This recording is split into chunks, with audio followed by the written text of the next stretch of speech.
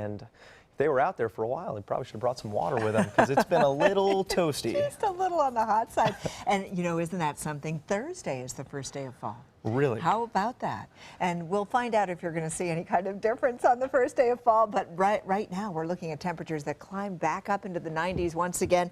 91 degrees was our daytime high today. And you can see that it was much hotter back in 2005. Once again, 2005 was hot 2 days in a row.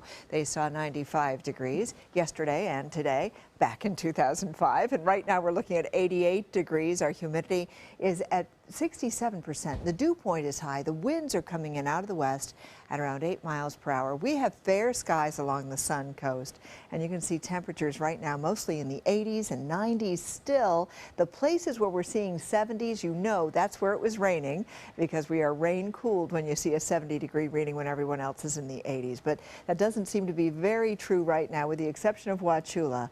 They're looking at 79 degrees because of recent rains that are taking place here.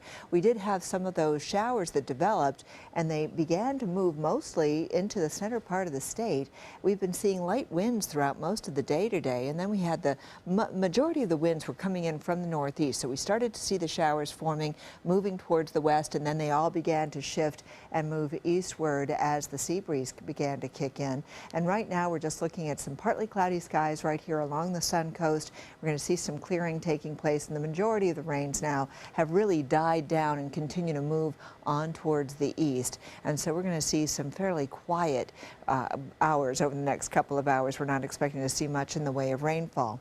So what we are going to be seeing over the next several days is we have Julia still parked out here off the coastline of the Carolinas. Julia is going to continue to move off towards the north, maybe affecting the Carolinas and then continuing off towards the north.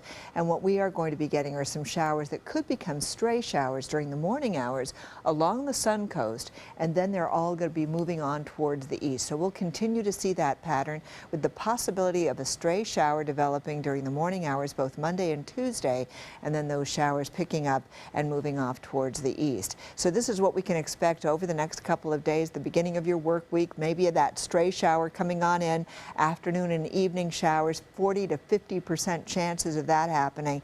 And then those hot temperatures, they're going to stay with us all week long, despite the fact that Thursday is the first day of fall. We have these systems that we're watching right now, Julia, Carl, and this one that is coming off the coast of Africa.